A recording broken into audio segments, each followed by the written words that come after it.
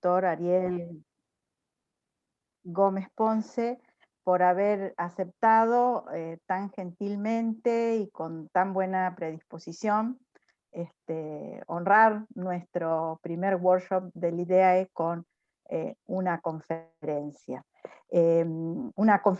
charla debate, que es titulada Las series de TV y los horrores del cuerpo, discursos y representaciones sobre un tiempo de transformaciones culturales. Ariel Gómez Ponce es doctor en semiótica por la Universidad Nacional de Córdoba y cuenta con un postdoctorado en ciencias sociales de la Facultad de Ciencias Sociales de la Universidad de Córdoba. Es coordinador académico del programa de investigación Coyunturas Problemáticas en los Estudios Internacionales, Globalización, Capitalismo Tardío y Posmodernidad, radicado en el Centro de Estudios Avanzados de la Universidad Nacional de Córdoba, y es docente en las carreras de licenciatura en Ciencias Políticas y licenciatura en Sociología, también en la Facultad de Ciencias Sociales de esa universidad.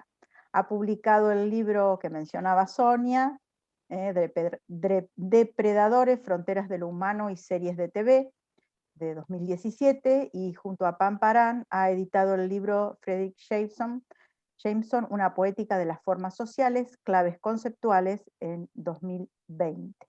En reuniones científicas, como también en artículos especializados, se aboca al análisis de series televisivas desde la perspectiva de la semiótica de la cultura, Lotman, Bakhtin, y los estudios críticos de la cultura, Jameson, problematizando el modo en que estas narraciones ponen en cuestión las identidades y los modos culturales del sentir en el contexto del capitalismo tardío. Esta somera presentación solamente es para que tengamos ideas de cuáles son los caminos de la investigación y de los intereses de Ariel, y ya le cedo la palabra y el lugar a su presentación. Muchas gracias a todos y a todas. Gracias a vos, Raquel, y a todas las compañeras y los compañeros del instituto por tremendo. El honor en realidad es mío de poder estar con ustedes, sobre todo siendo el primer workshop y sobre todo como hemos pasado todas las tragedias que nos ha tocado vivir de organización en el último año, porque hubiera sido lindo que este encuentro sea presencial, no lo más agradable, pero bueno, lamentablemente el destino nos jugó mala pasada nuevamente, pero bueno, celebro la oportunidad de poder hacer este encuentro aunque sea virtual, y poder encontrarnos para debatir algunas cuestiones en torno a estos dos conceptos que para mí son muy problemáticos porque me atraviesan, como son el concepto de representación y de discurso, ¿no?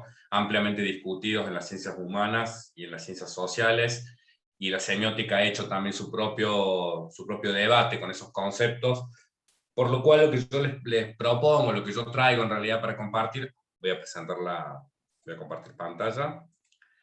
¿Me avisan cuando se ve ahí? Sí, perfecto. Sí, se ve. Muy Creo que bien. las pantallas, me parece que las camaritas cortan el costado, pero yo, bueno, en todo caso les voy a ir comentando lo que anuncia ahí. Como bien les dijo Raquel, el título de la presentación es Las series televisivas y los horrores del cuerpo, discursos y representaciones sobre un tiempo de transformaciones culturales.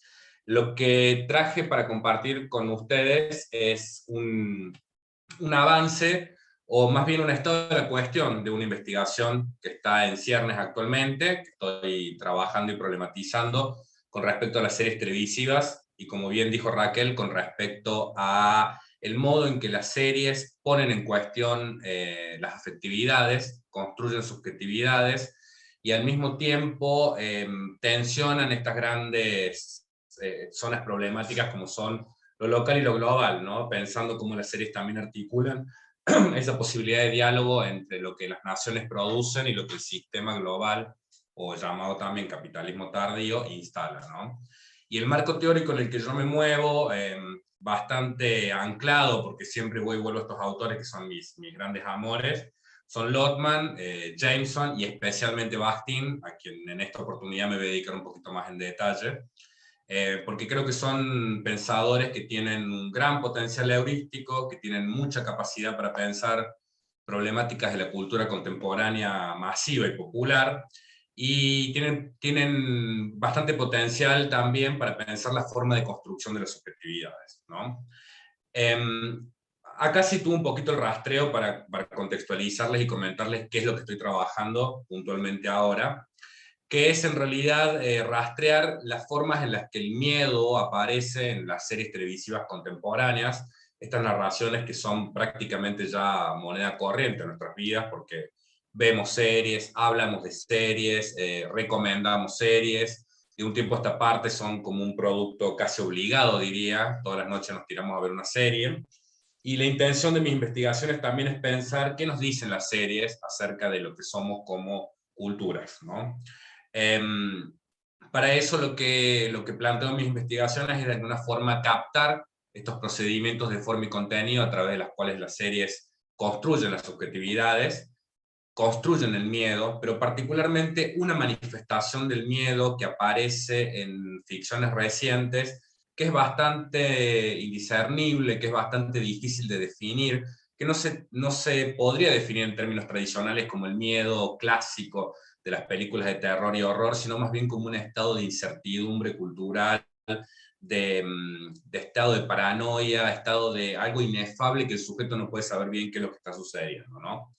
Más o menos lo que nos pasa cuando salimos a la calle hoy en día con el COVID, ¿no? Un estado así, que las series hace rato vienen problematizando de algún modo, y lo que me hizo fue volver a las raíces de los géneros clásicos de las series para ver efectivamente cómo en sus orígenes se construyen las formas del terror y del horror, que sería el nombre más adecuado, para ver también ahí en contraposición cómo difieren las series actuales de esos mecanismos tradicionales.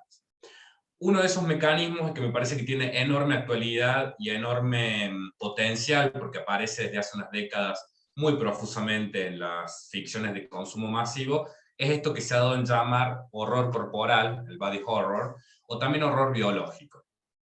Seguramente lo han visto hasta el hartazgo porque es una de las formas que, bueno, ahí voy a entrar en ese debate, pero es una de las, a grandes rasgos diríamos que es una de las formas más recurrentes que aparece en el horror, digo, desde El Exorcista hasta un clásico como La Mosca, que sí, La Mosca se tradujo en español, La Mosca, o Alien, por ejemplo, del 79, este tipo de manifestaciones, de expresiones estéticas que tienen que ver con un estado de horror instalado en el cuerpo, ¿no? Que hacen del cuerpo un lugar horroroso.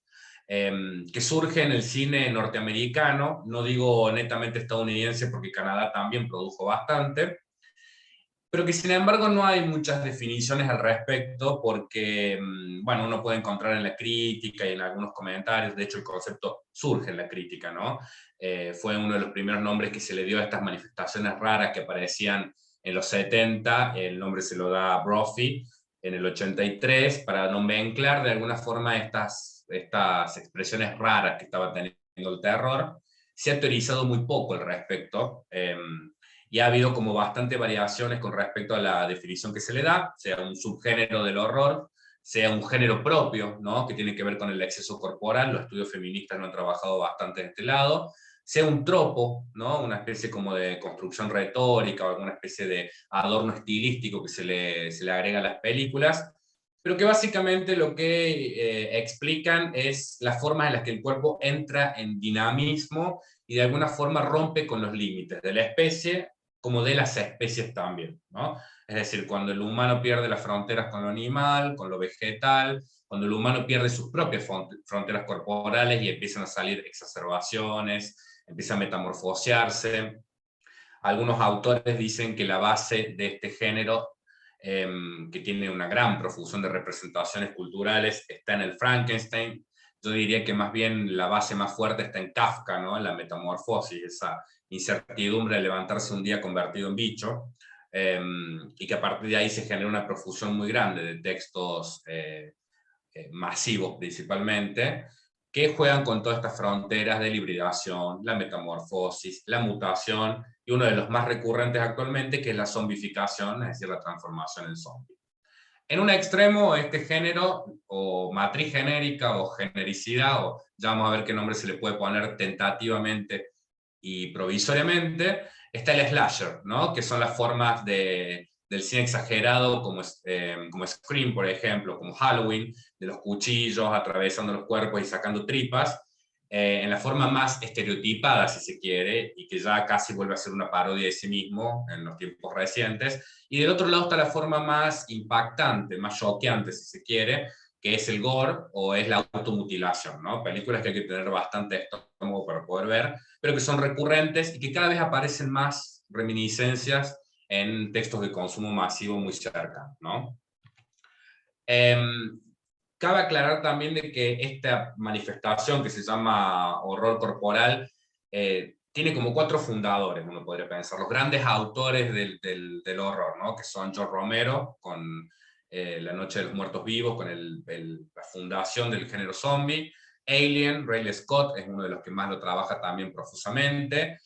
Wes Craven, que lo trabaja muchísimo, es el creador de Freddy Krueger, estos personajes también que tanto han quedado cristalizados en los imaginarios actuales, y el que se lo titula el padre, que yo voy a volver un ratito porque creo que hay mucho potencial ahí para pensar las series televisivas actuales, es David Cronenberg, con una película clásica como The Fly, pero tiene muchas películas, todas sus películas tienen diferentes manifestaciones del horror corporal. Más acá en el tiempo sigue apareciendo el horror corporal. Hay una película muy serena, muy tranquila, muy para ver en familia sobre todo, que se llama El Cien Pies Humano, que se la súper recomiendo si tienen estómago para poder verla, de un científico que quiere probar, creo que es un científico nazi, si mal no recuerdo, que conecta a las personas una tras de la otra, desde la cavidad bucal hasta la cavidad anal, generando un solo organismo vivo, digamos, ¿no? Eso es un extremo, digamos, del horror corporal, pero hay también otros matices más sutiles, por ejemplo, como El Cisne Negro, una película que seguramente han visto porque es un clásico, la transformación del personaje que empieza a desconocer su propio cuerpo hasta devenir cisne, es un ejemplo también del horror corporal, medio en la frontera con el horror psicológico. O una película también muy reciente como es Swallow, que es una chica que se va tragando cosas, que de hecho es una enfermedad, una patología de gente que traga cosas. Ella traga alfileres, traga bulucas, traga baterías y después tiene que hacer operaciones para irle sacando todo lo que ella va tragando obsesiones. Aparecen otras manifestaciones también, y yo tendría que decir y reconocerle acá que una de las grandes difusoras del horror corporal ha sido Lady Gaga, que lo ha instalado en el campo de la música, ha jugado mucho con esas fronteras del horror, pero también es una manifestación muy cotidiana cuando uno piensa, por ejemplo, en festividades como Halloween. No sé si en La Pampa se hará, pero acá en Córdoba se hace la Zombie Walk, que la gente, bueno, se hacía por lo menos hasta hace un par de años, que la gente sale disfrazada de zombie y va alrededor de toda la ciudad, como en una manifestación, como en un apocalipsis zombie, perfectamente maquillada, familias enteras, y eso implica un acto performático de este horror corporal que aparece, ya aparece en la cultura cotidiana, ¿no? Es decir, sale de las fronteras del arte para aparecer en la cultura diaria, ¿no? Esto más o menos para recuperar lo poco que se ha dicho sobre el horror corporal, porque en realidad se lo menciona mucho. Si ustedes agarran cualquier crítica cinematográfica van a encontrar el término como un concepto muy recurrente, pero es un término poco definido, es un término que no hay mucha definición, y que lo que me interesaba a mí es volver a recuperar este término para ver qué me ofrece para pensar ciertas representaciones actuales que aparecen en una discursividad, como es la serie televisiva. El problema es que al pensar hoy el horror corporal, está la pregunta de que qué podría considerarse hoy un cuerpo horroroso, cuando en realidad la historia en las últimas décadas nos ha demostrado que el horror del cuerpo está en el mismo cuerpo que convivimos, ¿no? Digo, los terribles holocaustos que ha habido en la última década, sin ir más lejos, cualquier registro de la dictadura militar argentina tiene horror corporal en sus acontecimientos, en las torturas de los cuerpos, la masificación y la televisación de los crímenes de guerra, ¿no? Desde la guerra del Golfo en adelante, el estado de mostrar la guerra en su intimidad, ¿no? En lugar de la explosión, en lugar de los cuerpos, las contaminaciones nucleares que tenemos. Chernobyl es un antes y un después en la cultura occidental, y las mutaciones que se generan a partir de las contaminaciones humanas hacen que los cuerpos sean horrorosos de por sí. Y lo que nos pasa hoy actualmente con el COVID, ¿no? Que es encontrar la posibilidad de que nuestro propio cuerpo sea un cuerpo horroroso sin saberlo, ¿no? La cantidad de propagación de enfermedades nos podría también marcar cierto antes y después, desde 1918, desde la epidemia de la guerra de la gripe española, pero también en las últimas décadas pienso en el HIV, en el hepatitis, en un montón de enfermedades de transmisión sexual también, de que hacen el cuerpo un lugar de incertidumbre y que creo que culminan en este acontecimiento que estamos viendo ahora, que es efectivamente el COVID, ¿no? Que nos ha sometido de alguna forma a esta horrorosidad del cuerpo, ¿no? Menciona aparte para pensar también cómo el arte como discurso social es capaz de, no sé si de anticiparse, pero por lo menos de leer ciertos síntomas culturales antes de que las conciencias sean capaces de ponerlos en palabra. Está la película Contagio, ¿no? Que creo que si uno la mira ve una perspectiva de lo que pasó con el COVID a la perfección, ¿no? Es casi una película profética, diría. Y también cómo definir, la otra pregunta es esto, que aparecen tantas manifestaciones, de tantas formas distintas, tan difícil de poder delimitar en algún punto, que es algo bastante complejo cuando uno quiere empezar a analizar y decir, bueno, ¿cómo esto aparece en las series televisivas? Una definición muy al pasar que da un director de terror que tiene una serie de documentales excelentes también, que lo súper recomiendo, que se llama Eli Roth. Dice que el body horror es una meditación sobre la naturaleza transitoria de la forma humana. Esta definición a mí fue la que me despertó y decir, acá hay algo mucho más profundo, que ya se ha pensado mucho tiempo antes, y que uno de los principales que la pensó fue Mikhail Bakhtin, hace ya bastantes años, en un libro clásico que seguramente han leído o han escuchado hablar, como es La cultura popular en la Edad Media del Renacimiento, ¿no? Un libro al que vuelvo apasionadamente, porque creo que están todas las explicaciones para entender la cultura actual ahí. Que hago también una mención, acá tenemos un especialista en Bakhtin a quien le debo yo todos mis conocimientos, que es Pam Paran, y que recomiendo muchísimo que lean sus libros porque es una gran traductora de Bakhtin, ¿no? Nos ha acercado bastante a través de sus libros a Bakhtin. Y uno de los conceptos que aparece ahí en la cultura popular, cuando él analiza el carnaval, su teoría de la carnavalización, es un concepto también muy debatido, muy enroscado, muy difícil a veces de definir, como es el concepto de realismo grotesco. Yo no me voy a detener tanto en detalle acá porque me interesa sacar algunos puntos. Si les interesa el concepto, les recomiendo que, por supuesto, lo lean en primer lugar a Bakhtin, pero también va a salir en un capítulo en el libro que van a presentar mañana las compañeras y los compañeros del instituto, que hay un capítulo donde me dediqué a analizar en profundidad este concepto bastante complicado de Bakhtin. Yo acá voy a tomar algunos puntitos que me interesan porque es muy fértil para leer diferentes manifestaciones. Esta palabra también cotidiana como es el término grotesco, ¿no? Bakhtin lo piensa como un sistema de imágenes, y esto a mí ya me permite empezar a pensar de que esto que llamamos horror corporal es un sistema de imágenes, ¿no? Es decir, son imágenes que aparecen claramente con un efecto visual muy importante, con un efecto hacia ese espectador o lector que está tratando de buscar, pero que además también tienen ciertos rasgos característicos como la exageración, la degradación y la vulgarización del cuerpo. Esto que Bakhtin veía en el carnaval muy fuertemente, porque lo que entendía es que estas imágenes grotescas que aparecían mucho en la literatura de Rabelais, sobre todo en los personajes de Gargantúa y Pantagruel, eran una forma que tenía la cultura popular para lidiar de alguna forma con esta cultura alta, esta cultura que se ubicaba en las altas esferas, como era la cultura feudal y por ende religiosa, ¿no? Traer al cuerpo todas estas formas de manifestaciones que tienen como hipertrofia de las partes, la exposición de las funciones, los personajes que comían y que al mismo tiempo orinaban y defecaban y vomitaban, la evaporación de las fronteras entre la juventud y la vejez, la evaporación también de las fronteras entre vida o muerte, donde uno no sabe si los personajes están naciendo o están muriendo, o la imagen clásica de la anciana embarazada que daba luz. Todas estas imágenes contradictorias lo que hacían, pensaba Bakhtin, era traer a tierra aquellos pensamientos que elevaba la cultura eclesiástica, la cultura religiosa, que ponía en lo alto, volverlos a tierra. Básicamente, como decimos en la frase diaria, es traer el cuerpo a tierra, no volver a bajar a tierra los conceptos otra vez. Esto es lo que Bakhtin llamó un principio corporal, ¿no?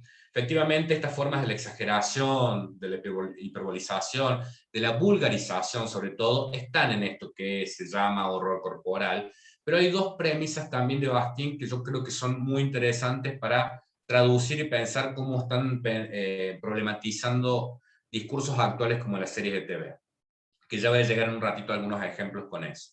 La primera es pensar que este grotesco siempre tiene una actitud crítica frente al tiempo. Es decir, estas imágenes grotescas están leyendo críticamente el tiempo en el que están.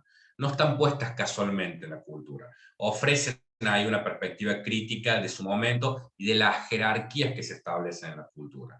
Y la otra, que la única forma para pensar las formas del grotesco es volviéndose a aquel mismo terreno donde se gestaron originalmente.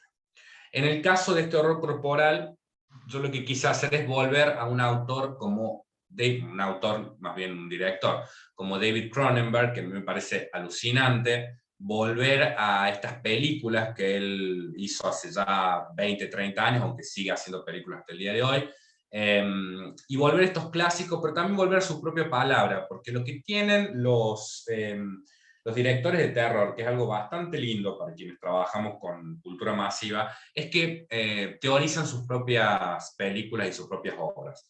Lo hizo Stephen King, lo hace Tim Burton, por ejemplo. Todos los directores vuelven a teorizar sobre sus propias obras, y entonces ahí encontré algunas claves bien interesantes para ver cómo él define, a partir de su propia discursividad estética, este horror corporal, para ver si hay algunas claves que a mí me pueden servir para pensar productos actuales como las series. Le leo esta definición que él da, que no sé si se ven ahí, pero por si las dudas la leo. Dice: la expresión terror biológico, asociada con frecuencia a mi trabajo, determina que mis films son muy conscientes del cuerpo. Muy conscientes del cuerpo. Esta frase la mantengamos. Son conscientes de la existencia física de un organismo vivo, al contrario de otras películas orientadas a la tecnología o preocupadas por lo sobrenatural. Mi visión del mundo incluye un eje humano que se opone a la idea de que el centro está afuera. Ese pensamiento sugiere la sensación de que el terror también debe centrarse en lo humano. Proviene del interior del hombre. Cada uno de nosotros, dice Cronenberg, lleva las semillas de su propia destrucción dispuestas a germinar en cualquier momento. En tal caso, no hay defensa posible, ninguna escapatoria. El body horror es perturbador porque se basa en un miedo existencial, la evanescencia de nuestras vidas, la fragilidad de nuestros estados mentales y, en última instancia, la precariedad de toda realidad. ¿Sí? Tres claves importantes para pensar ahí esto que se llama horror corporal, que no está solamente sumido al cuerpo, sino también a la incapacidad de la mente de lidiar con ese cuerpo que es frágil, y a las condiciones históricas propias que están precarias, ¿no? Que siempre son inestables y precarias. Avanzo un poquito más con Cronenberg porque hay algunas cosas que me interesa destacar acá con respecto a ciertos motivos estéticos que pueden ir abriendo el juego del horror corporal para pensarlo como una representación mucho más amplia todavía, ¿no? Esto es lo que él llama un imaginario conceptual extremo, donde él lo que hace es tratar de ver cómo el cuerpo puede responder de forma independiente, sin que el sujeto sea del todo consciente, a ciertas manifestaciones que suceden, ¿no? Y entonces ahí aparecen expresiones como la claustrofobia en el cuerpo, ¿no? Es decir, estar en un cuerpo encerrado que envejece o que se rejuvenece mucho más rápido o mucho más lento de lo que debería ser. Me acuerdo de una película en este caso como El extraño caso de Benjamin Button, por ejemplo, ¿no? Un cuerpo que se mueve a contrapelo de lo que sería el espacio cronológico, ¿no? La transición original del tiempo. El descenso al caos personal también, es decir, cuando los padecimientos mentales no pueden contenerse dentro de un cuerpo que ya no está capacitado para entender lo que está sucediendo, las perturbaciones, las alucinaciones, y acá mete una pata mental que a mí me interesa mucho recuperar después, la exacerbación del cuerpo pero a causa de las adicciones y de la liberación de tabúes y de fantasías sexuales. El bondage, por ejemplo, ¿no? El cine porno de bondage lleva a este extremo el cuerpo, ¿no? ¿Por qué nos genera atracción la flagelación constante del cuerpo? Entonces ahí hay un lugar también bien interesante para pensar. Y otro lugar que yo no lo voy a trabajar, pero que es muy interesante, que es la omnisexualidad. Él piensa estas figuras que de alguna forma desvanecen las fronteras entre el hombre y la mujer, entre lo femenino y lo masculino. muy patentes en el cine de él, ¿no? Que ofrece una crítica muy interesante también a las construcciones estereotipadas de las prácticas sociosexuales, ¿no? El cuerpo que de repente no es posible de definir en términos de femenino o masculino, cosa que también se ve mucho hoy en la juventud con la fluidez sexual y que celebro que sea así, donde ya los cajones empiezan a romperse, ¿no? Pero lo que Cronenberg básicamente plantea con todas estas manifestaciones es siempre jugar con la dualidad de mente o cuerpo. De hecho, lo que él dice, que me parece recontra iluminador, es que parece haber un punto en el que ambos términos, mente y cuerpo, deban fusionarse para hacer evidente la vieja absoluta distinción cartesiana, ¿sí? La única forma de tomar conciencia que insistimos como cultura en dividir cuerpo y mente es fusionarlos estéticamente hasta el punto que el espectador se sacuda, ¿no? Se genera un sacudón y no entienda lo que está sucediendo. Una última reflexión con respecto a esto antes de meterme un ratito con algunas series ejemplares que me gustaría trabajar. David Cronenberg también arroja luz sobre el cambio del terror, porque lo que dice es que hasta 1970, año en el que empiezan estas formas de la manifestación del terror, todas las películas de terror previas, sobre todo las estadounidenses, trabajaban las ansiedades y las pesadillas colectivas, principalmente vinculadas con la invasión de los otros, ¿no? El terror rojo, básicamente. Todas las películas de alguna forma tenían una alegoría con el comunismo que avanzaba sobre Estados Unidos, la invasión de extraterrestres, la invasión alienígena, el Estado capaz de controlar a todos los sujetos sin que los sujetos sean capaces de tomar conciencia. Pero a partir de los 70 empieza una nueva manifestación, que es un terror mucho más individual, más individualista, dice él, que va de la mano de una concepción más atomista de la sociedad, y que tiene que ver básicamente con el nacimiento de un nuevo individualismo burgués fuerte a partir de la década de los 70. Jameson lo teoriza muy bien a esto cuando piensa en la crisis de la legitimidad de Estados Unidos, del Estado, del escándalo de Watergate, de las crisis económicas que sacuden a la clase media estadounidense, y que el sujeto burgués se vuelve a reafirmar nuevamente en su coraza de individualidad. Bastien en su forma también lo pensó, y él lo que fue capaz de entender es que las formas del cambio en el grotesco tienen que ver también con ciertos reajustes en el sistema capitalista, que me parece una de las cosas más, de los hallazgos más inteligentes de Bastien, si se quiere.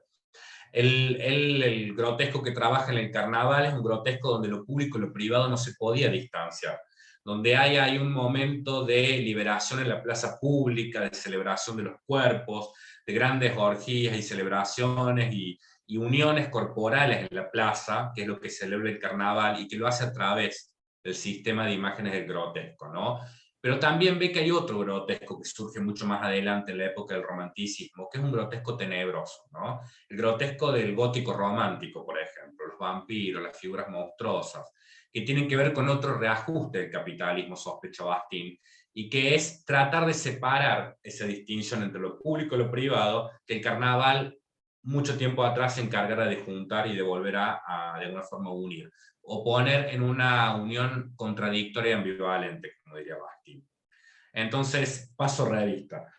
No es casual que en la década de los 70, cuando hay un nuevo ajuste del sistema económico y social mundial, aparezca una nueva manifestación del terror que cobre protagonismo, que haga protagonismo en el cuerpo. En un cuerpo individual, en un cuerpo que no sabe lo que le está pasando, en un cuerpo que de repente es asediado por una fuerza incierta, pero que proviene del interior mismo de la corporalidad, ¿sí? Entonces, acá hay algo bien interesante para pensar si estas semillas siguen germinando todavía en las series televisivas actuales. Me encantaría tomar 30 series, porque me podría pasar toda la tarde hablando de series, pero tomo 3 ejemplares, porque creo que se ve con mucha claridad. No me voy a meter en detalle tampoco, pero voy a dar algunas claves que me parece que son buenos lugares para empezar a problematizar, de 3 series muy exitosas en tiempos recientes, de 3 series que han recibido muchas buenas palabras por parte de la crítica y que también tienen muchos seguidores. Intuyo que algunos o algunas de ustedes la han estado viendo o han entrado en contacto con estas series. Son 3 series que cada una a su manera hacen del cuerpo un lugar problemático y hacen del cuerpo principalmente un lugar horroroso. Voy bien con el tiempo. Arranco con la primera, voy a hacer unos comentarios nada más de estas series, con la intención de que después, cuando finalice, podamos charlar y si hay alguna duda más, la exploramos. Empezando con una serie como The Walking Dead, que ha sido una serie de las más exitosas en los últimos 10 años, sobre todo porque lleva 10 años en la pantalla, bien o mal, con una historia media por ahí que decae, que por ahí levanta, pero ha tenido el logro de revitalizar nuevamente una figura que me animaría a decir que nunca se fue de la escena cultural, pero que la puso otra vez en protagonismo, como es la figura del zombie, ¿no? En un momento en el cual Estados Unidos también estaba atravesando sus propias crisis financieras, con la crisis del 2008 poquito atrás, y con una nueva pandemia, como fue la gripe H1N1, que ya la tenemos un poco alejada en la memoria, pero que también sacudió bastante a nivel global, ¿no? Un poquito tiempo después de estos dos acontecimientos, surge The Walking Dead, propone un cambio de paradigma en la figura del zombie. Ya no se trata de los... Incluye dos cambios de paradigma. Por un lado, lo incluye dentro de un relato que estaba muy de moda en estos tiempos y que hacía ya unos años el zombie se venía vinculando, como es el mito post-apocalíptico, ¿no? Es decir, nos sitúa después de que el mundo ha colapsado, ¿no? Y un apocalipsis que en realidad nunca acaba de acontecer, porque constantemente los sujetos se están transformando en zombies, están corriendo por un nuevo refugio, están instalando nuevas formas sociales que se caen. Es un apocalipsis permanente, son 10 años de apocalipsis, ¿no? O sea, que no sería en sí un género post-apocalíptico puro y duro, ¿no? Y en segundo lugar, cambiando de perspectiva el zombie, ya había tenido un cambio grande el zombie con las películas de Romero, cuando el zombie no era producto de un agente vudú, de un control vudú tipo esclavo, sino que era más bien producto de una epidemia y colectivos. En los mitos originales, el zombie era uno y se revivía por las artes del vudú. En estas películas más actuales, los zombies son en masa, no se sabe por qué se produce, pero atacan como una forma descontrolada y sin ningún amo que los maneje por detrás. Lo que agrega The Walking Dead es la posibilidad del contagio virósico, porque acá me parece que está el quiebre muy fuerte que hace The Walking Dead al ponerle más horrorosidad, si se quiere, al cuerpo del zombie. Y es que todos somos zombies en potencia, ¿no? Todos están contagiados en la historia de Walking Dead. Cualquiera que se muera se activa automáticamente como zombie sin la necesidad de que otro zombie lo muerda para volver a la vida como un no muerto, ¿no? Entonces le agrega un estado de incertidumbre mucho mayor porque todos son zombies potenciales en la serie, ¿no? Eso es un horror bien, bien potente, ¿no? Que en el momento que la serie lo devela muy tempranamente, impacta al espectador. La segunda serie que menciono, porque también tiene su propia problemática con respecto al cuerpo, es Chernobyl. Fue una de las series que surgió en el 2019, que fue un éxito de la ficción de HBO. Por cierto, HBO, todas las series que hagan son espectaculares porque tienen grandes producciones y grandes narrativas. Y acaban de comprar, mención aparte, hace poquito han comprado una serie cordobesa como es La chica que limpia, que la están haciendo en este momento su versión mexicana. O sea, saben dónde captar buenas historias para llevarlas a las pantallas globales. Chernobyl vuelve sobre un acontecimiento que uno se podría preguntar qué nos puede llegar a decir de algo que ya hemos leído hasta el hartazgo y hemos escuchado hasta el cansancio.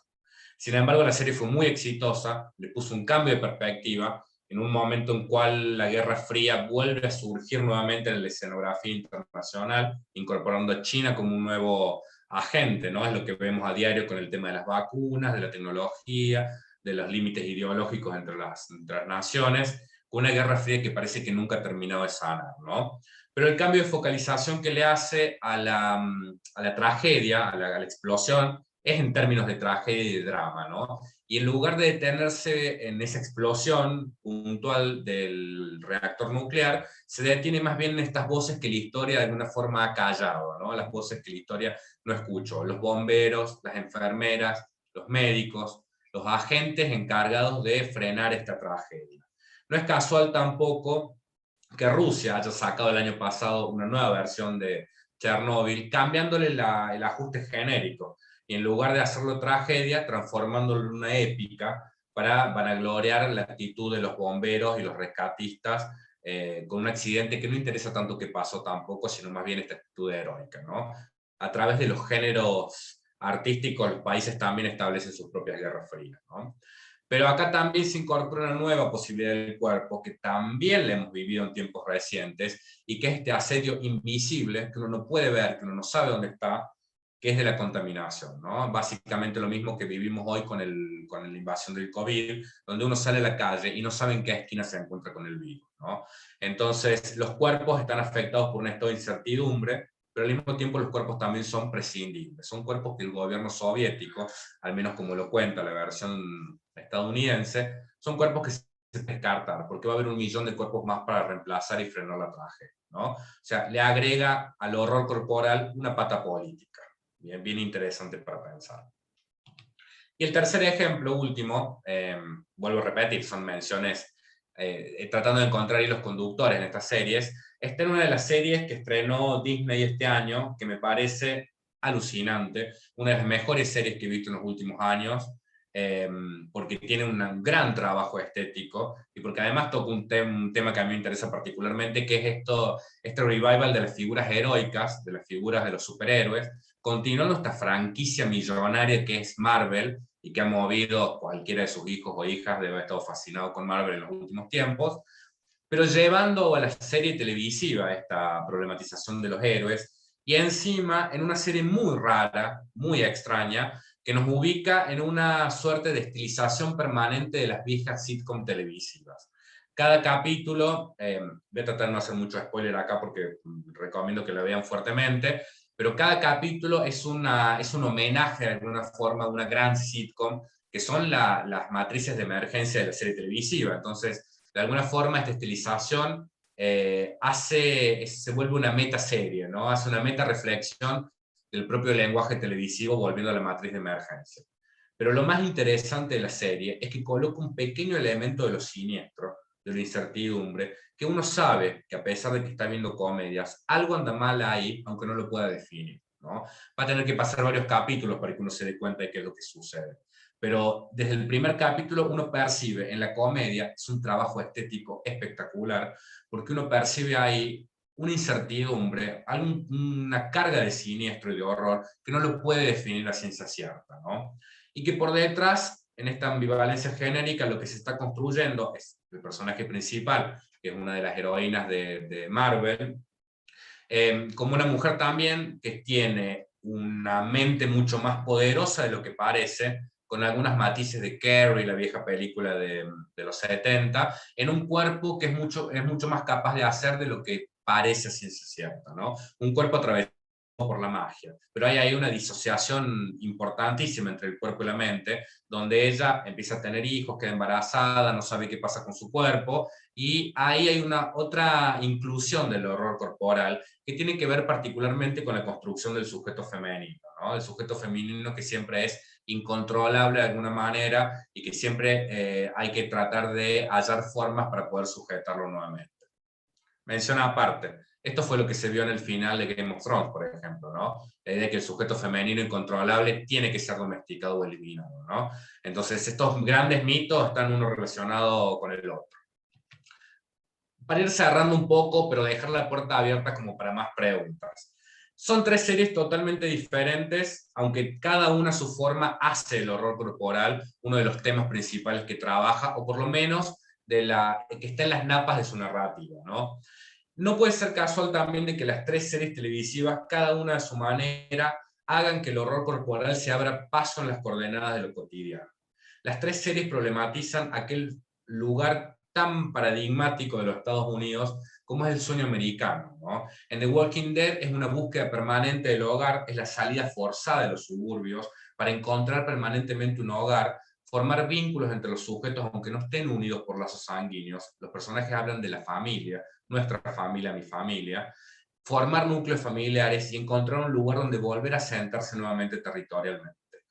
Chernobyl le dedica muchos episodios a la misma trama, a la gran evacuación que se produce en Pripyat, ¿no? Y a estos sujetos que no se quieren mover de su territorio, pero que forzadamente el Estado los obliga a irse.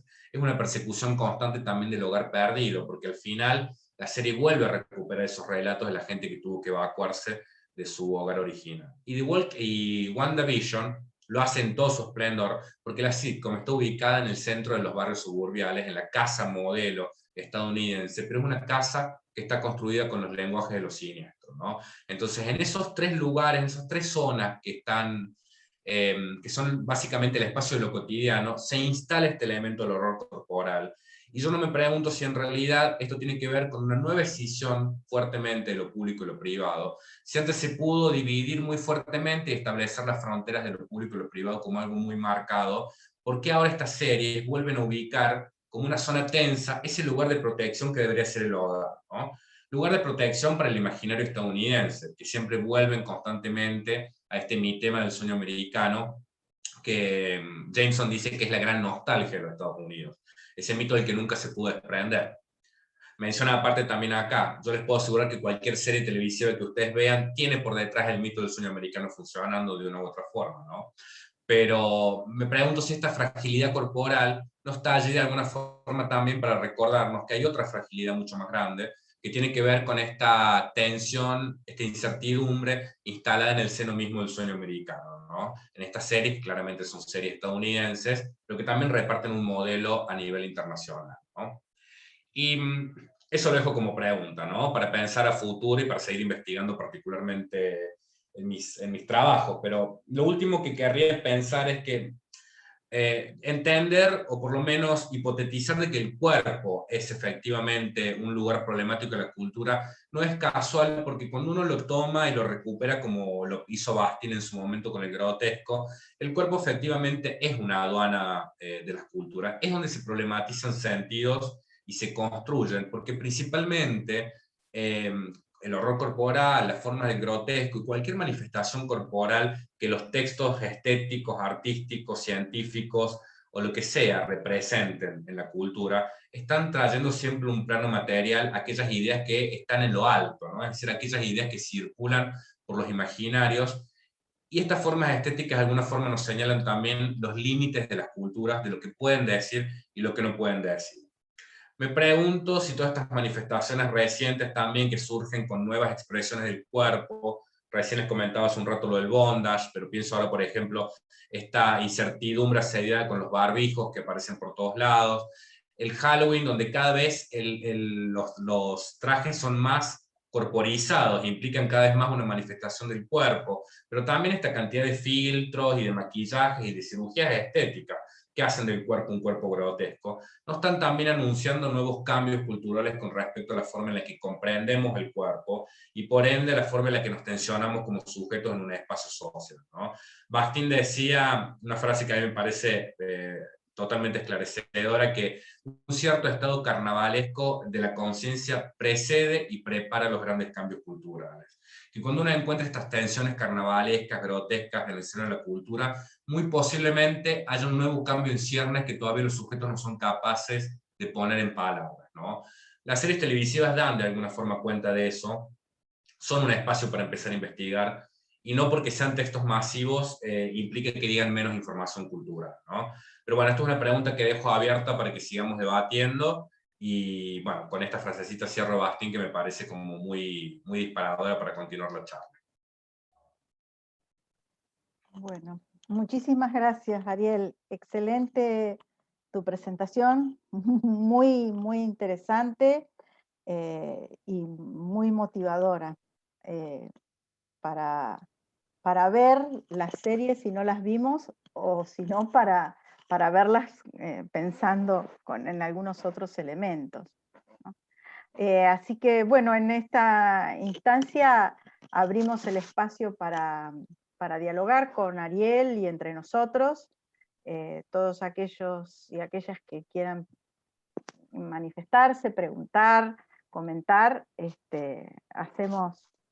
preguntamos o levantamos la mano.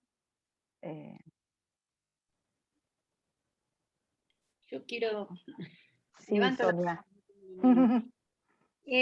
Lo que acaba de decir Ariel, a mí me contestó una pregunta que yo venía haciéndole a mis hijos, que son grandes consumidores de series, no de estas series de horror, porque yo no las consumo, sobre si no te preparan con este tipo de series, porque yo pensando en los Walking Dead, por ejemplo, cuando yo pensaba en los Walking Dead, yo pensaba, para mí un Walking Dead, que lo vi 10 minutos, es una persona que ha perdido toda la realidad que lo sostiene como individuo y que queda librado al azar, ya sea de sobrevivir o de que está fuera del sistema, vamos a ponerlo así brevemente.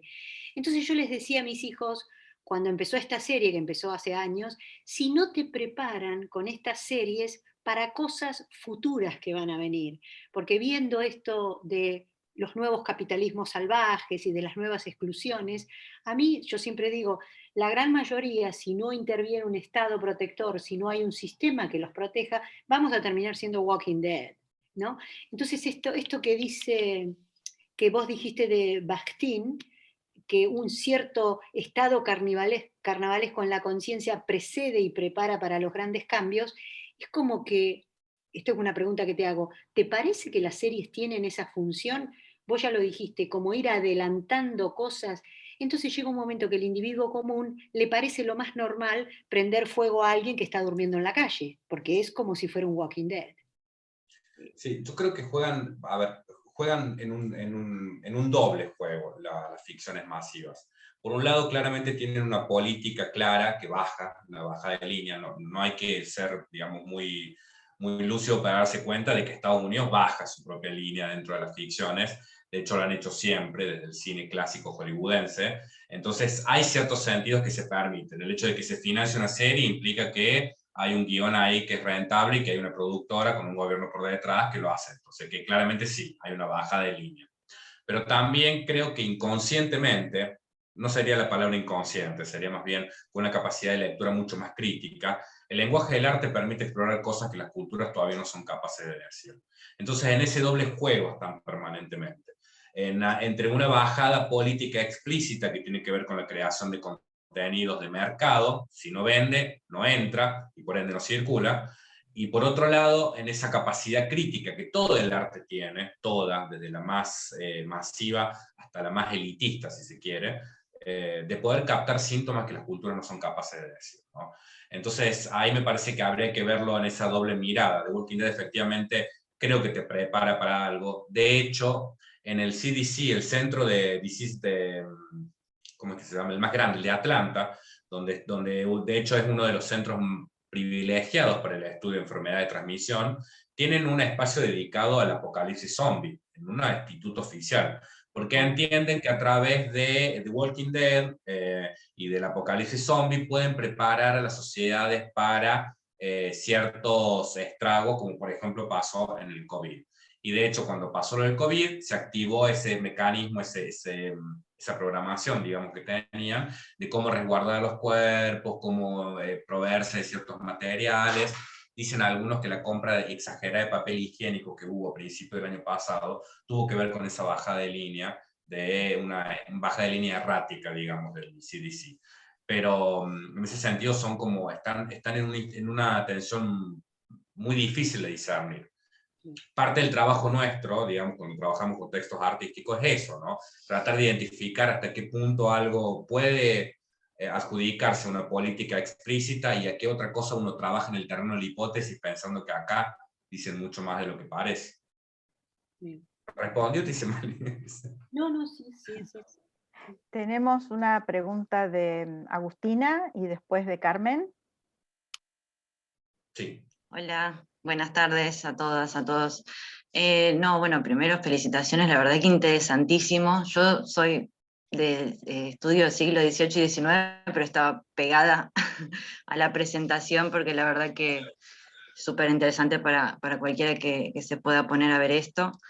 Y bueno, en la presentación me rememoraste, digamos, un poco la película Tesis, que hace poco leí que se iba a hacer serie, o que había una intención, no sé si será así. Esta película, primera película creo que es de Amenábar, sobre el género gore y snuff de películas, que bueno, que justamente a partir de esa rememoración y de esa inquietud me interesaba saber tu opinión, tus ideas, bueno, al respecto de estas remake, ¿no?, que se están haciendo de cuestiones que quizás por lo menos cuando yo las vi, a los principios del 2000, eran más de lo que se llama de culto, o no tan populares, tan masivas, que implican al mismo tiempo, bueno, justamente la aplicación consciente, si se quiere, de un horror sobre el cuerpo de otro. Bueno, nada, ¿cuáles eran tus reflexiones, tus ideas a partir de esta popularización de cosas por el estilo?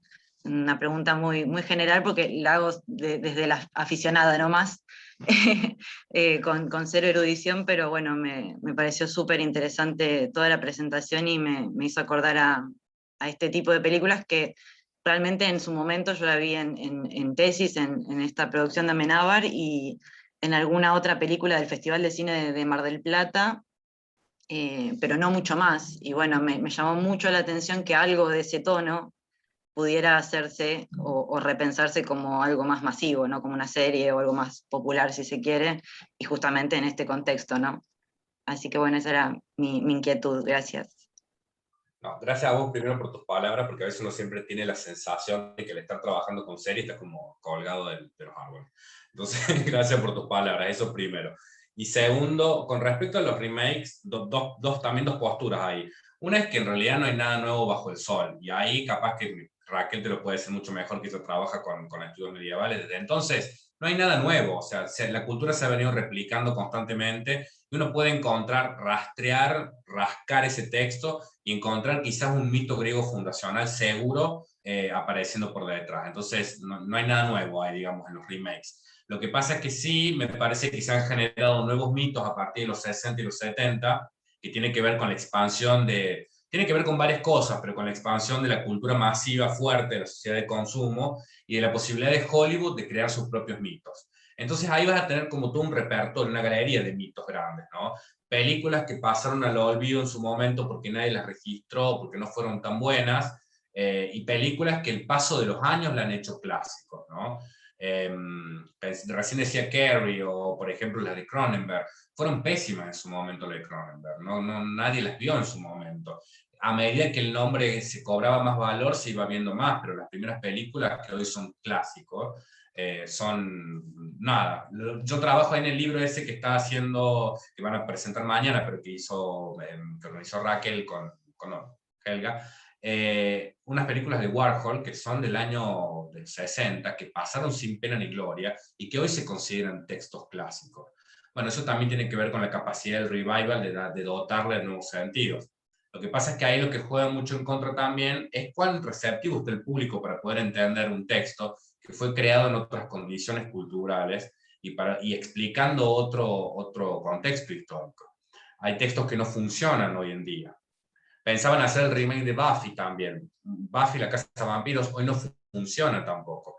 Hemos cambiado los códigos culturales. Una mención aparte también, el debate se presentó con el remake de R. Weyler, la serie de Cris Morena. Hoy las series que hizo Cris Morena y con las cuales nos criamos todos no son posibles en la cultura contemporánea. Las miraríamos con ojos críticos hoy. Habría cosas que no podrían pasar tan alegremente. Entonces es un terreno tenso el remake, porque tiene la posibilidad de ser siempre creativa del mito, pero tiene también el desfasaje de las condiciones de lectura que van cambiando. Capaz que hice más lío, pero bueno. Carmen. Bueno, yo primero felicitaciones. Yo soy consumidora de series, pero no tanto de las grotescas, pero a mí me impactó mucho Dark. Vi que lo pusiste en uno de los afiches al comienzo, en las diapositivas, y te quería preguntar, en esa cuestión de las temporalidades múltiples, ¿cómo opera la relación con el cuerpo? Porque en Dark también, de algún modo, hay un cuerpo, hay una transposición de cuerpos y una serie de fenómenos que, bueno, a mí como historiadora me impactó muchísimo, sobre todo la primera temporada, cuando convivían muchas temporalidades y uno tenía que acomodarse en cada capítulo. Es más, cuando empecé a ver la segunda temporada tuve que mirar otra vez toda la primera para poder acomodar mi cabeza. Quería preguntarte esa cuestión, ¿cómo opera las temporalidades múltiples, digamos?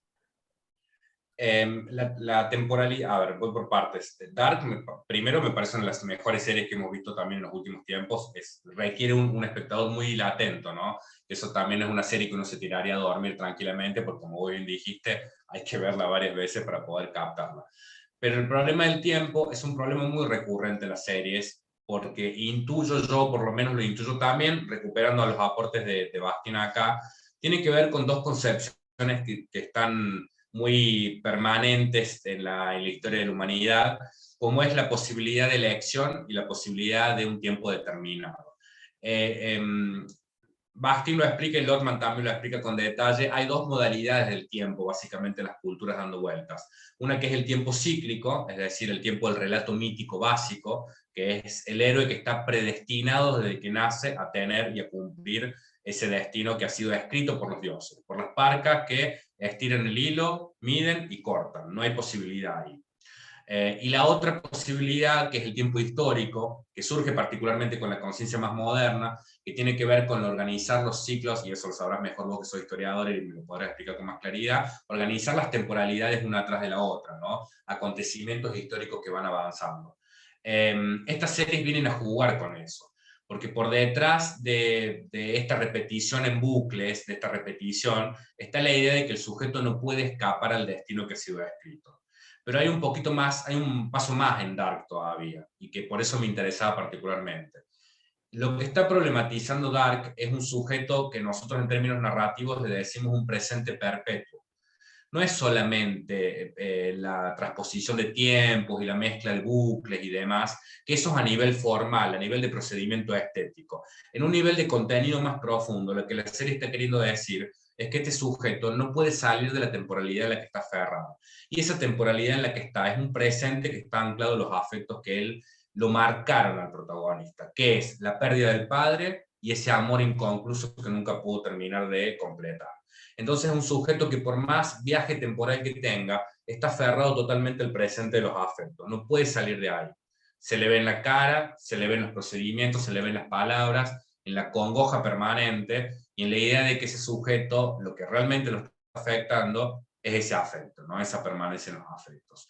El mecanismo que tiene Dark, mucho más sutilmente lo trabajan otras series también, ¿no? Hay una serie como por ejemplo Westworld, que es fantástica de HBO, que problematiza un parque de diversiones medio cowboy, pero por una cuestión de la inteligencia artificial, vuelve a lo mismo todavía. El androide encerrado en una temporalidad que se repite todo el tiempo, pero que en realidad es la repetición de una misma afectividad permanentemente. El tema de los afectos es muy fuerte en las series televisivas, y la forma en que anclan a los sujetos es mucho más fuerte todavía. En Dark, para mí, el problema principal es ese, es el problema del sujeto que no puede salir de su congoja, de su dolor, básicamente. Perfecto, muchas gracias. Gracias. No sé si alguien más quiere hablar, Eugenia tiene levantada la sí, mano. porque a mí no me aparecen las manitos. Y Me ahí, parece que Matías Fernández y bueno. Eugenia. Bueno, vamos, no me aparecen las manitos. Matías Fernández. Matías. Es Agustina. Agustina. Sí, estamos los dos, sí. Primero que la exposición nos pareció muy interesante. Es muy interesante también de trabajar con ustedes. Te escuchamos muy cortado, Agustina. Discúlpame. Si querés apagar la cámara para ver si te podemos escuchar mejor. ¿Ahí se escucha mejor? Ahí está, perfecto. Joya. No, primero que nada nos pareció muy interesante a los dos la presentación, muy interesante todo el trabajo con las series y el análisis. Y mientras la estamos mirando, no sé si ya lo mencionaste porque llegamos un poquitito tarde, pero la primera serie que se nos vino a la cabeza con toda esta cuestión del body horror, que suponemos que entra ahí más o menos, es la serie de Hannibal, esta que salió en 2013. Que es muy interesante porque, o nos llamó la atención porque si bien tiene un tratamiento muy grotesco del cuerpo, muy asociado al horror corporal, al mismo tiempo, con ese horror corporal, se genera, digamos, una especie de estética, perdón por los ruidos, una suerte de estética que no deja de ser absolutamente grotesca, como que juega con esas dos cosas la serie. Y también es interesante porque, por la figura un poco, además de Hannibal, la de Will, que es el protagonista, y toda la cuestión psicológica que incorpora la serie. Porque es interesante esta cuestión que planteabas en un momento cuando hablabas de la búsqueda del hogar y demás, y quizás en la serie no está tan clara la búsqueda de un hogar físico, pero sí de una suerte de entendimiento o de construcción de un lugar protegido dentro de la propia identidad, en esta cuestión de que Will está todo el tiempo prácticamente al borde perder la cabeza, por decirlo de alguna manera. Y también un poquito la cuestión de los afectos con toda la situación conflictiva que mantiene con Hannibal. No sé si vos viste la serie o qué te pareció. Sí, fantástica. La serie es una de las mejores que han hecho también. Lo que pasa es que fue muy ambiciosa, ¿no? Fue muy, muy ambiciosa económicamente y por eso no por ahí no. Pero sí, todo lo que decís, sí, sí, sí. Porque sí, efectivamente, el personaje, el protagónico, está tan inestable como al que debe darle casa, ¿no? Por lo cual implica romper ahí con los límites del bien y del mal, que no está nada muy claro. Efectivamente, es grotesca, pero esa es una serie grotesca en el sentido pleno de Bastille, porque son los cuerpos transformados en festines, en grandes platos, donde uno se para en una situación bastante abyecta, como diré Cristeva, donde los platos son encantadores y te hagan emorfarte todo, pero es una persona la que está en ese plato. Entonces, juegan mucho con esos lindes. Y por otro lado, lo último, y la de la cuestión familiar, sí, pero ahí, eso es una premisa que yo vengo trabajando hace mucho y que la premisa digo porque siempre está en términos provisorios y tentativos. Las series estadounidenses, y por ende, y ya hago un comentario por eso, por si interesa, las series también latinoamericanas y del resto del mundo, porque el modelo global es el modelo que se impone en el mercado yanqui, siempre están construyendo un modelo metafórico de familia. Puede que la familia no esté vinculada en términos de lazos sanguíneos, pero la familia como concepto pervive. Es decir, uno siempre va a encontrar personajes nucleados en una suerte de vínculos casi familiares. La serie Friends, por ejemplo, pasa. En Hannibal pasa lo mismo, ¿no? Montar la familia, de hecho en algún momento se incorpora el debate de tener un hijo, de ser padre los dos. Digo, la persecución de la familia es una obsesión en Estados Unidos y en las series que trabaja. Y por ende, el asentamiento en un lugar territorial que es la casa, sea la que fuera, montada con palitos en el medio de un apocalipsis zombie, o sea la gran mansión a lo de estilo Versace, por ejemplo. Siempre la persecución del sueño americano es la persecución de la familia y de un establecimiento, porque eso tiene que ver con el individualismo estadounidense, el liberalismo de mercado que ellos tienen, está en las bases de Estados Unidos eso. Y eso ha ido contagiando a nivel internacional. Sí, pero sí a todo lo que decís, absolutamente. Bueno, Eugenia, ¿tenías una pregunta? Hola, perdonen que no ponga la cámara, es que no tengo cámara en esta compu, así que van a hacer la fotito nomás. Más que pregunta, tenía un par de comentarios de cosas que fui reflexionando, que me llamaron la atención y me hicieron pensar de la presentación de Ariel, que te felicito porque todo buenísima. Yo creía que no me gustaba el horror y me di cuenta que sí, porque me las vi todas a las series que fuiste tocando. Suele pasar. Bien, y entonces venía pensando, yo trabajo con población trans y venía pensando en la modificación del horror a lo largo del tiempo, ¿no? De lo que se percibe como horroroso. Porque estoy pensando en un libro que se llama Médicos Maleantes y Maricas de Salesi, que habla, digamos, he sabido que siempre el carnaval fue el espacio donde las personas trans podían circular sin mayores problemas, era como el momento de la liberación en Argentina.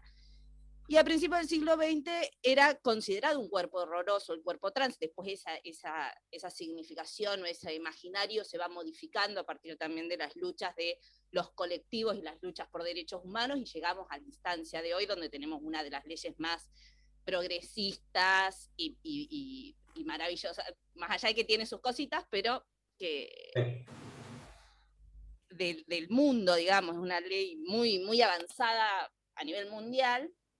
Y entonces pensaba que no fue sin consecuencia este horror que se percibían las personas trans. No digo porque por algo tienen un promedio de vida entre 35 y 40 años. Entonces pensaba eso, cómo se fue modificando a lo largo del tiempo las percepciones respecto de qué es lo horroroso o qué es un cuerpo horroroso.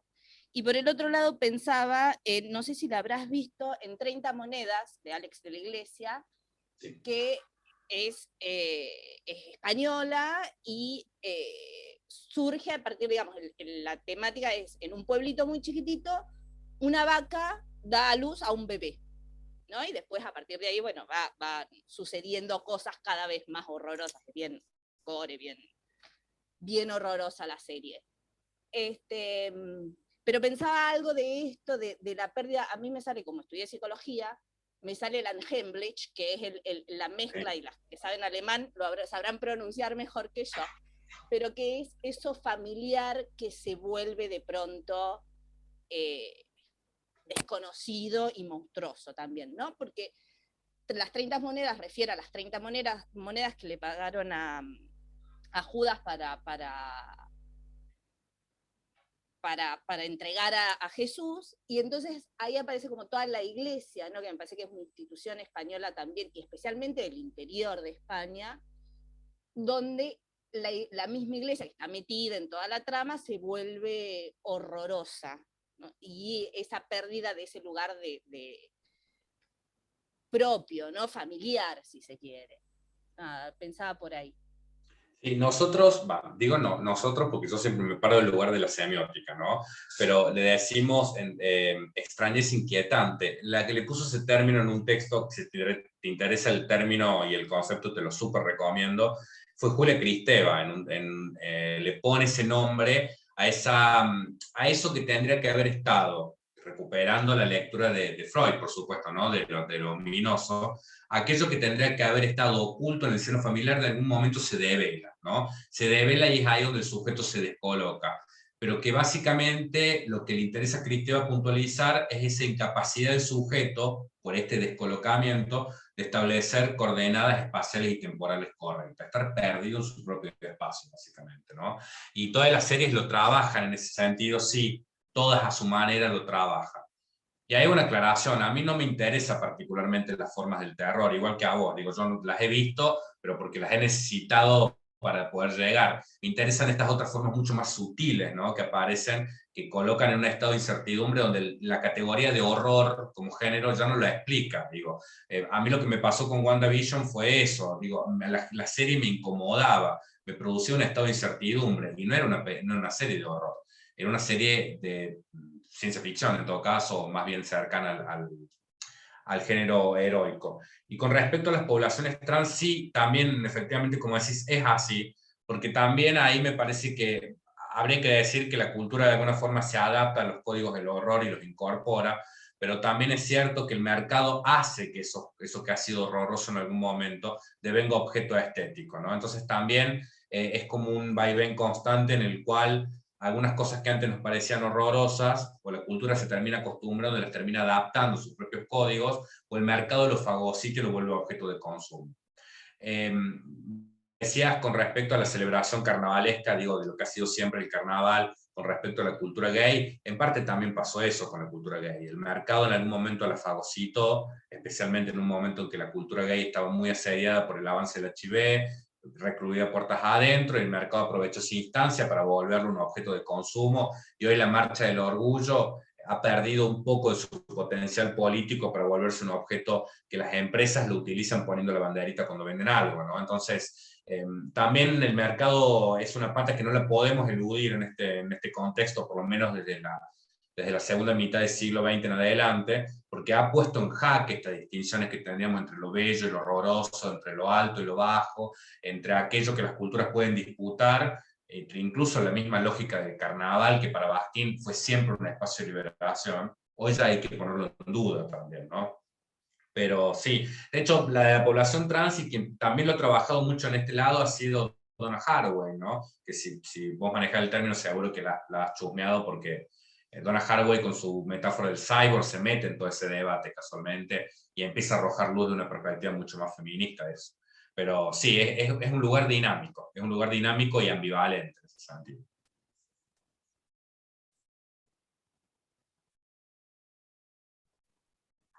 ¿Te quedó algo más ahí? No sé si hay más preguntas o comentarios.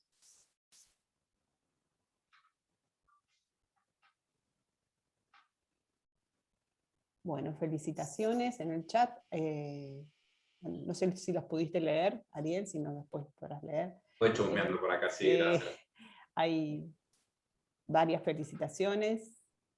Sí, y muchos que se han tenido que retirar porque tienen compromisos laborales o clase. pero me han pedido la grabación, así que Carmen después... Sí, la grabación de la conferencia la vamos a ver cómo podemos alojarla, porque son bastante pesadas estas grabaciones, pero ya me voy a asesorar cómo hacerlo para alojarlas en algún sitio al que puedan acceder, ya les vamos a avisar. Sí. Bueno, no sé si alguien más quiere, además de manifestar sus felicitaciones a Ariel, alguna otra consideración, alguna otra relación. Yo, por mi parte, que tampoco soy consumidora de este tipo de series, pero lo de WandaVision que mencionaste la voy a tener que ver, no solo por tu recomendación, sino por el tema de lo del sujeto femenino que debe ser dominado o eliminado, porque bueno, ese es un tema que nosotros vemos en la cátedra de literatura medieval. Digamos que lo que vos decías hace un rato, ¿no? Siempre se vuelve sobre las mismas problemáticas o los mismos mitos, ¿no? Y lo interesante es cómo estéticamente se van renovando las presentaciones. En ese caso, Raquel, tenés que mirar Game of Thrones. Sí. Ah, sí, Porque pero bueno, cuando soy dijiste rebelde de Game of sin Thrones, causa. la mujer poderosa que es eliminada, ¿sí? Sí, Y claro. ya te estamos spoileando la serie. Pero bueno, viste que Ariel, esa serie sobre el final, o la última temporada, tuvo mucha mala prensa. Sí, eso. ¿Sí? Tuvo mucha mala prensa, pero en realidad porque le pedimos más de lo que nos estaba prometiendo. Siempre nos prometió esa serie que era una serie patriarcal, que era una serie con fuerte dominio del sujeto masculino.